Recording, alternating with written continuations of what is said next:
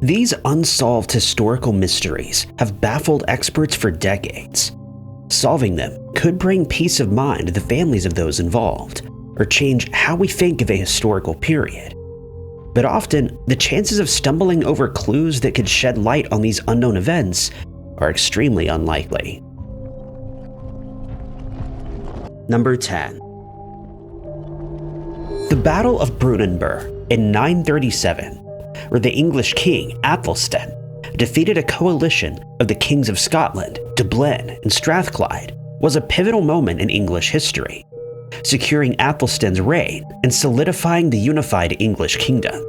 But its precise location remains unknown. Athelstan, grandson of Alfred the Great, had unified England.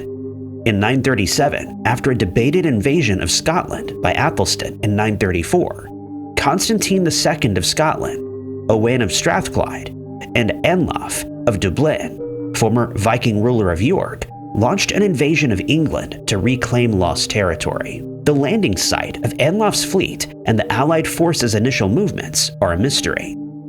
Athelstan met the invaders in a fiercely fought battle, described by chroniclers as one of the bloodiest in Anglo-Saxon history. Athelstan won, though both sides suffered heavy losses. Anlaf fled to Dublin. Constantine lost his son and abdicated, and Owain is believed to have passed away. Athelstan's victory secured his undisputed power. The name Brunanburh does not survive today, and historical sources conflict. Interpretations of the name suggest either Bruna's fort or fort at the stream. Suggested locations range from the Wirral, based on metalworking artifacts, to various parts of Yorkshire, Cambridgeshire, and southern Scotland. Despite continued searching, this historical mystery may never be solved. Number 9. In 1217, a disturbing crime shocked the town of Philippi. The person behind the attack was noted only as a mysterious Lord S. Even though it seems the Pope himself knew exactly who Lord S was, historians are still debating his identity and what caused him to attack an archbishop inside his own church. Philippi was a town in the kingdom of Thessaloniki, one of the many kingdoms that were created after the Fourth Crusade. In 1204, Latin Crusaders attacked the city of Constantinople as part of the Fourth Crusade. The Byzantine Empire was largely taken over by various nobles from Western Europe, becoming the Latin Empire. Catholic priests were put in place across the empire. One of these was William of Rouen, who was appointed Archbishop of Philippi in 1212. It's possible that William came into conflict with local rulers. Arguments could often happen between religious and secular figures, especially over property and money.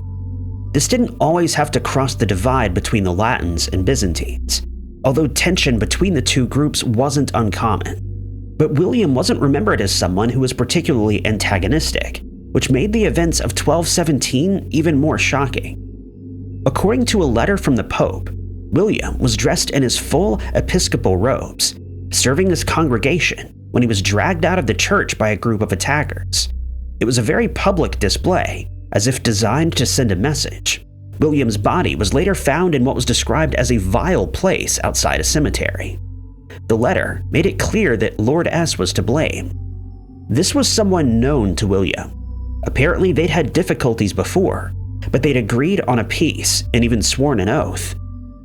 Whoever Lord S was, he'd gone against the oath and seemingly wanted to make it clear that William's actions would not be tolerated.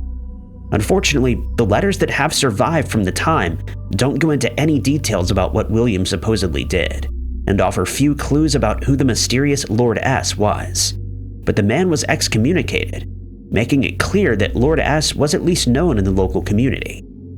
For the next year, another letter mentioned the attack on William, but this only made things more confusing.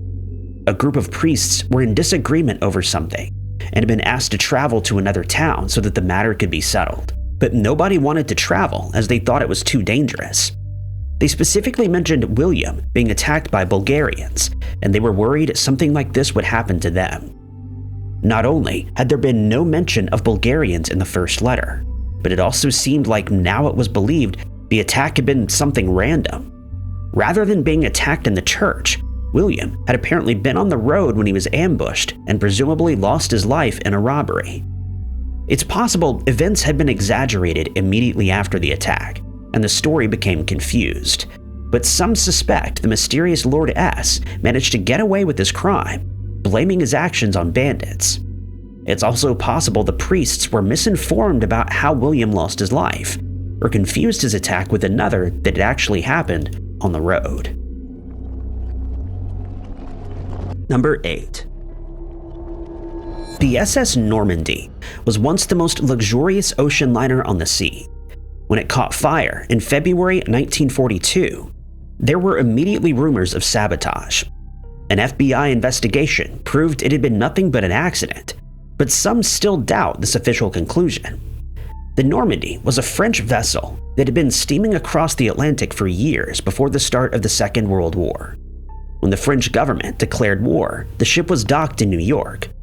Rather than risking it being attacked on the return journey, the company left the Normandy in America, along with a skeleton crew, to keep things running smoothly. The US government took over the ship after France surrendered to the Axis powers. When America officially joined the war, the Normandy became a valuable asset. The decision was made to refit the luxurious vessel to be a troop ship. It had been able to support well over 1,000 guests as a luxury liner, and would be able to transport many more troops once refurbishment was done. The ship was also renamed the USS Lafayette in honor of the French general who fought in the American Revolution. Work began on the newly christened Lafayette at the start of 1942. It was originally estimated to only take a month, but the deadline was pushed back well into February. While work was going on, the local journalists were curious about security at the docks. It was no secret that there were German sympathizers within the US. A ring of German spies had recently been busted, but it was likely there were many more hidden in plain sight. One journalist decided to test how easy it would be to sabotage the Normandy. He managed to get a job at the docks and had free access to the ship. If he wanted to do something nefarious, it wouldn't have been difficult. If the official account is to be believed, nothing nefarious would need to happen. On the afternoon of February 9th, a workman named Clement Derrick was using a welding torch to cut through fittings aboard the ship. Another workman was supposed to be catching any sparks with an asbestos board, but at one point, he had to turn away to talk to someone else. The sparks landed on a pile of very flammable life vests, which were covered in burlap. The fire quickly spread to the varnished woodwork of the ship and the mattresses that had been piled nearby. Workers fled from the blaze. The Normandy had fire systems in place, but these were turned off during the refurbishment. That also delayed the calls to the fire service. It was 12 minutes before the New York Fire Department was called. For hours, firefighters worked to tackle the blaze. All the water that was sprayed onto the flames only caused the ship to list, though.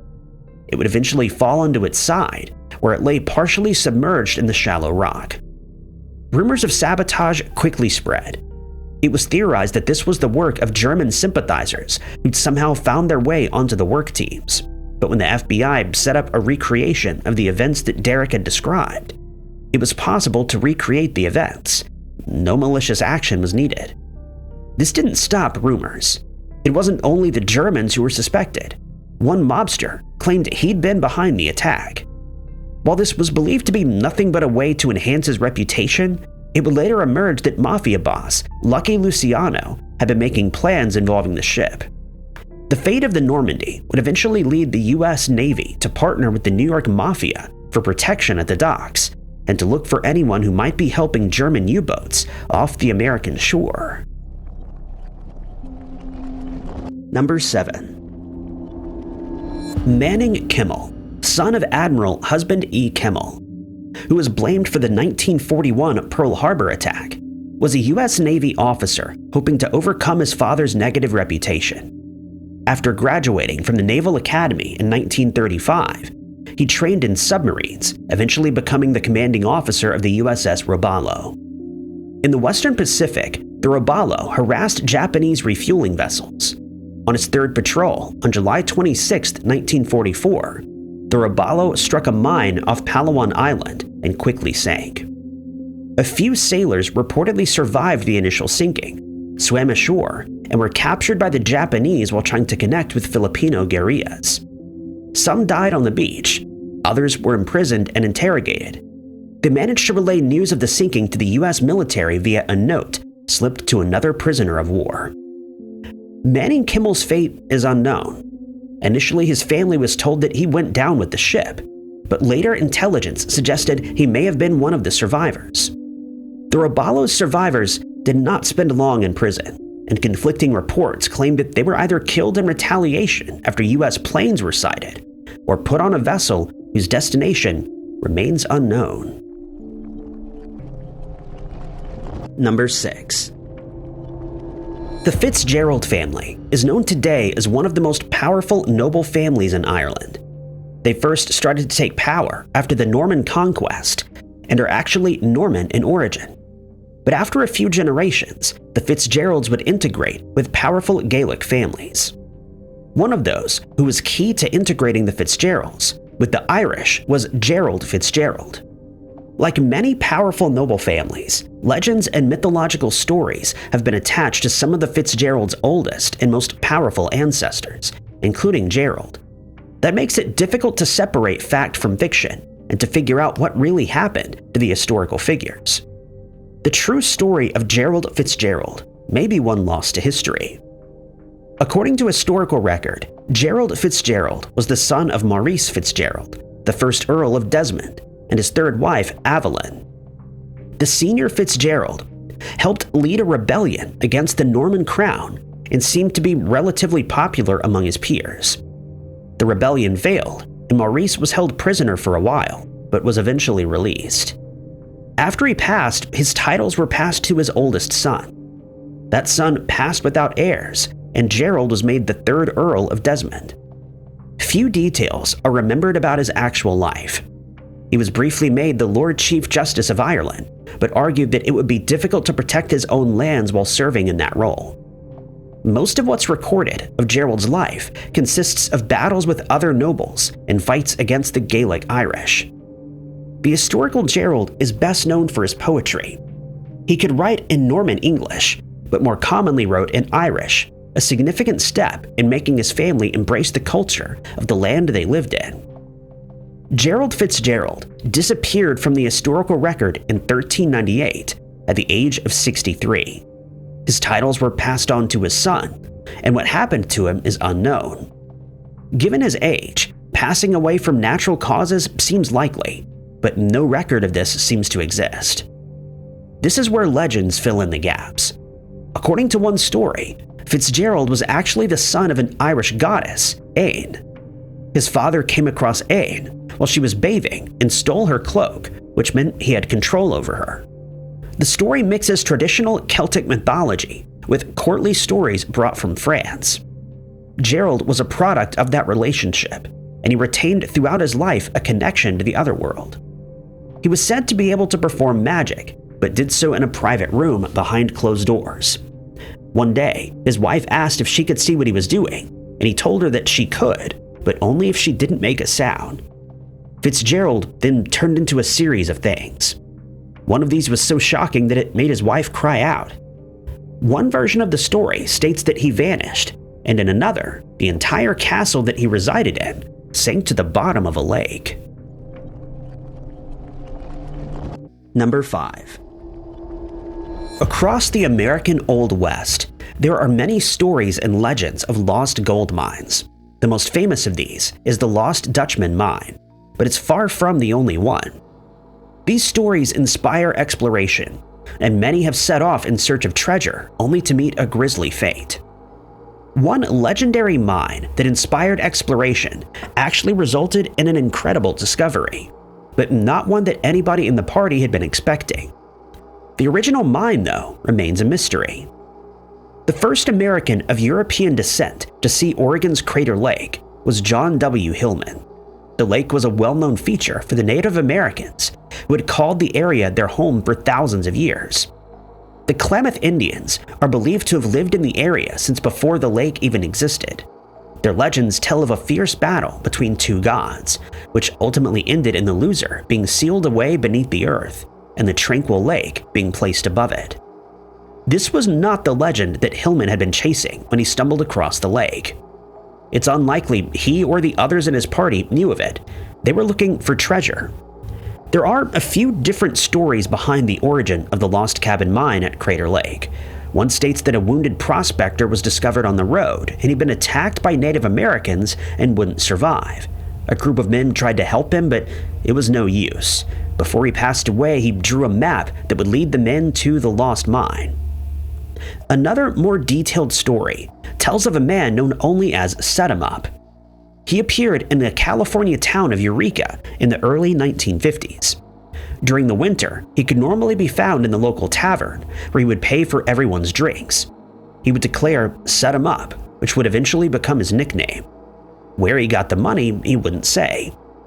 Every spring, Set 'em Up left town and would return back with his riches in the fall. At some point, while drunk, he let slip that he'd found a rich gold vein somewhere in Oregon. He built a cabin nearby and would spend all summer there digging for gold. But the Native Americans in the area knew of the gold and were fiercely protective of it. One fall, Set 'em Up never returned. He'd apparently left a map behind, and some in Eureka decided to go searching for the mine. They assumed that Set 'em Up had lost his life, either at the hands of local Native Americans or in a fall. Whatever the origin of the story, in 1853, a group of prospectors went off in search of the Lost Cabin Mine. The group was originally from California, but after arriving in Oregon, their search attracted attention. More joined them, including John Hillman. The men had little luck trying to find the mysterious mine, but while searching for food, Hillman stumbled across Crater Lake. According to the story, it was Hillman's mule that spotted the steep drop in the lake first and stopped before both it and its rider could fall in. The deep lake seemed almost as mysterious as the lost mine to Hillman, who wanted to name it Lake Mysterious. Others in the party wanted to call it Blue Lake.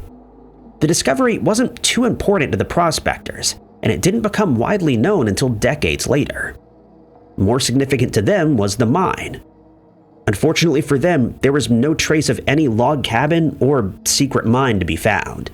And to this day, how the story of the Lost Cabin Mine began and whether there was any truth to it remains a mystery. Number 4. On the morning of April 14th, 1903, a woman on her way to work made a disturbing discovery. The body of a man had been shoved into a barrel and left on East 11th Street in New York. It didn't take long for the authorities to identify the people they believed to be responsible, but nobody was ever found guilty of the crime. The case of the man in the barrel would be one of the first stories related to the American Mafia to get significant media attention. There was nothing in the barrel identifying the man, and after a few days, his photo appeared in local newspapers, drawing attention to the gruesome crime. One person who recognized the man was Secret Service Chief William Flynn. At this point in history, the main job of the Secret Service was to investigate counterfeit money. Counterfeiting had become a serious problem in New York. The Secret Service has managed to capture many pushers, the people who were selling the fake notes, but the people in control remained elusive. Flynn had been leading an investigation into the organization run by Giuseppe Morello. Morello was a Sicilian immigrant and the leader of one of the most powerful criminal organizations in the area. While the Secret Service was focused on the financial crime, Morello had been involved in more violent acts, including an attack on his housekeeper that cost her life. On the night of April 13th, a team of Secret Service agents were getting ready for a sting operation. They watched Morello and a group of his associates at his headquarters, but plans changed when a stranger appeared. None of the agents knew who this man was, but he seemed to be familiar to Morello's associates. He was brought inside and never seen again. Flynn recognized the man in the barrel as the mysterious stranger. After the photo was published, the police received a strange and cryptic letter. It didn't give the man's name, but said he came from Buffalo and had come to New York to get money. The letter told them to speak to a man named Di Primo in Sing Sing prison. Giuseppe DePrimo had recently been convicted for his role as a pusher in a counterfeit operation. The police showed him a picture of the man in the barrel, and he identified him as Benedetto Madonia, his brother-in-law. DePrimo explained why Madonia had been in New York. After his arrest, his family had sent $1,000 to his boss to help pay for his defense. That was a considerable amount of money at the time, and should have paid for a good lawyer. But his boss had pocketed the money and left DePrimo to his fate. He received 4 years in prison. Madonia had come to get the money back. He'd first visited DePrimo in prison to check in with him. The plan was to appeal the conviction or get him moved to another prison. The police realized that was what Madonia had been doing with Morello's gang the night before his body was found. Morello and his closest associates were arrested. The police had more than DePrimo's testimony. Madonia had bought a pocket watch with him to New York. That was discovered in a local pawn shop, and Morello's associate, Ox Petto, was found with the ticket. The butt of a cigar with the same brand Petto smoked was also found in the barrel, and other witnesses placed Morello and Madonia together. Unfortunately, Morello was willing to pay for the best lawyers for himself, and many of the witnesses mysteriously changed their stories during the trial. The jury couldn't convict anybody in the case, and the charges against all involved were dropped. Nobody was ever found guilty for taking Madonia's life, and the crime is officially unsolved.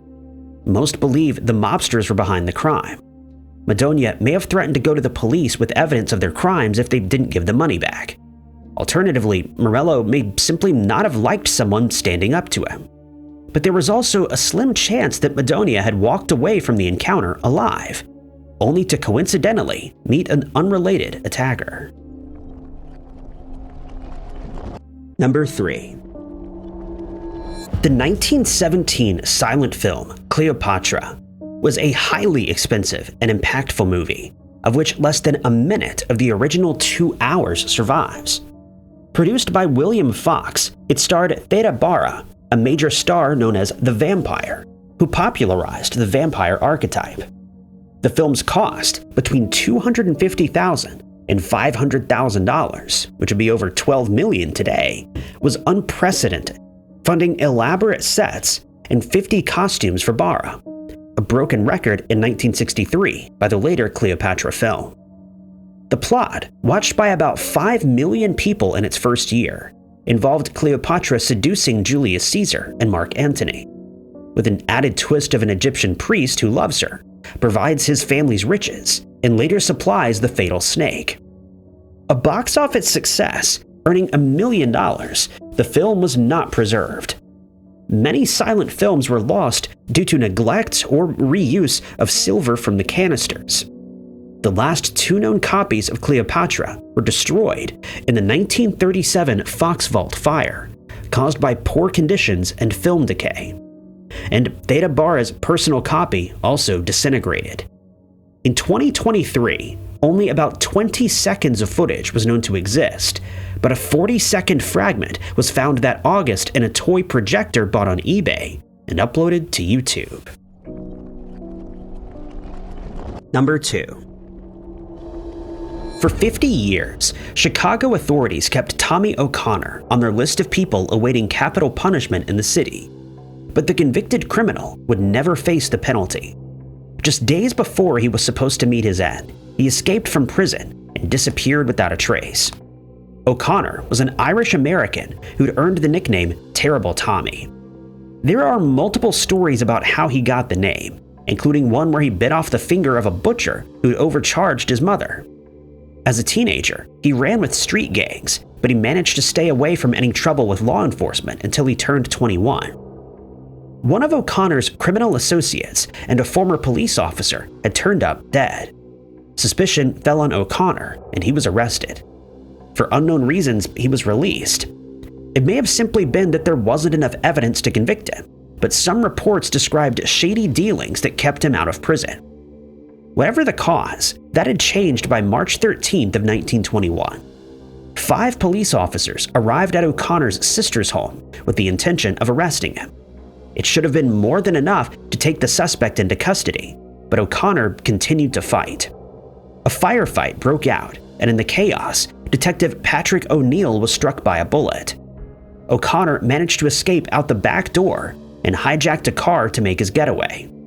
O'Neill succumbed to his wounds, and now O'Connor was also wanted for taking the life of a police officer. Even though he was on the run, Terrible Tommy couldn't stay out of trouble for long. In July, he was arrested in Minnesota for behaving drunkenly and disorderly on a train. He was quickly sent back to Chicago, where he was sentenced to capital punishment for taking O'Neill's life. This was only the beginning of his legend, though. O'Connor was held in the local county prison plotting his escape. Just days before he was due to meet his end, he launched a daring escape with 4 other prisoners. He was in his cell when he called over a guard. The guard came over, and O'Connor's cellmate managed to get him into a headlock. O'Connor grabbed the keys and unlocked the cell before beating the guard into unconsciousness. The prisoners made their escape through the prison yard. On the other side of the prison walls, O'Connor managed to get into a car but struggled to control it on the icy roads. He crashed, but escaped the wrecked vehicle, and from there, what happened to him is unknown. There are plenty of stories about what happened to this dangerous criminal. Some believe he managed to escape to Canada, or somehow traveled back to Ireland. In some stories, he continued his life of crime with armed robberies, or even as part of the IRA in Ireland. In other stories, he managed to live a quiet life away from the criminal world. In Chicago, O'Connor's sentence stood still. In the 1950s, 30 years after he vanished, a court order meant the city would have to maintain the gallows that had been set up for him, just in case he was ever caught. This device stood unused for over 50 years before being dismantled in 1977 and being sold to the Ripley's Believe It or Not Museum. By this point, O'Connor would have been in his 80s if he were still alive. Number 1. Most people know that King Louis XVI lost his head during the French Revolution, but he was not the only French king to undergo such a gruesome fate. The story of the head of King Henry IV is one of the strangest stories from the Revolution, and one with an ending that remains a mystery to this day. Henry IV ruled France between 1589 and 1610. He had previously been the King of Navarre and was raised Protestant, but converted to Catholicism to inherit the French crown. Despite, or perhaps because of his own conversion, he was sympathetic towards Protestants within his country. In 1598, he issued an edict guaranteeing religious liberties to Protestants, an act that earned him the nickname Good King Henry. While Henry was generally liked by his people, there were some on both sides of the religious divide who thought that he'd betrayed them. He survived at least 12 assassination attempts, but his luck ran out in Paris in May of 1610. He was buried at the Saint Denis Basilica, where he would remain for almost 2 centuries. After Henry's direct descendant, Louis XIV, was deposed, some revolutionaries wanted to go a step further. The bodies of past monarchs were removed from their grand tombs and dumped in a common grave. Henry's title of the Good King didn't excuse him from this treatment, and he was left there with his other relatives. In 1817, some 21 years later, the mass grave was reopened. According to the story, Henry's head was missing from his body. It's not known when exactly the head was removed, but it apparently could not be found in the grave. The mystery seemed to be resolved in 1919. A photographer had bought a mummified head at auction. The grisly specimen was apparently Henry's missing head. The photographer spent the rest of his life trying to get the artifact authenticated. It seemed he genuinely believed he was the owner of this royal skull and wasn't trying to pull some kind of scam. When he passed away, he bequeathed the skull to the Louvre Museum, but the museum rejected the donation. The mummified head passed through various private collectors before re-emerging again in 2008. It was located in an attic in western France, and this time, the object received much more attention. Technology had advanced a lot since the skull was first found, and it seemed possible that some kind of test could prove once and for all if the mystery was solved. Researchers reconstructed what the face would have looked like, and compared hair fibers and small skin details to portraits of the good King Henry. Spanish researchers believed there was a match between the remains and the monarch. DNA evidence seemed to confirm this was the case. According to legend, after Louis XVI lost his head, spectators dabbed his remains with handkerchiefs to create morbid mementos of the event. One of these had been kept in a decorated gourd. In 2013, DNA from the handkerchief was compared to that of the mummified head, and there seemed to be a paternal connection between the two. But later research cast both of these identifications in doubt. Comparing both sets of DNA to modern Bourbon descendants showed that there would have had to have been multiple breaks in the line of family lines for these relics to be of the French monarchs. While breaks in the paternal line didn't seem impossible, it would also require breaks in the maternal lines. If the mummified head really did belong to King Henry IV of France, it would mean that somewhere in the family tree that there was a mother-daughter pairing that was not biologically connected. What's more, some historians have cast doubt on the entire story of Henry's lost head. His entire body may be resting intact, but there are no plans to disturb his remains again to check. Thank you guys so much for watching. If you liked this video, be sure to hit that like button. Also, don't forget to subscribe and click that notification bell to keep up to date with all of our future uploads. But my name is Ty Knotts, and I'll catch you guys in the next video.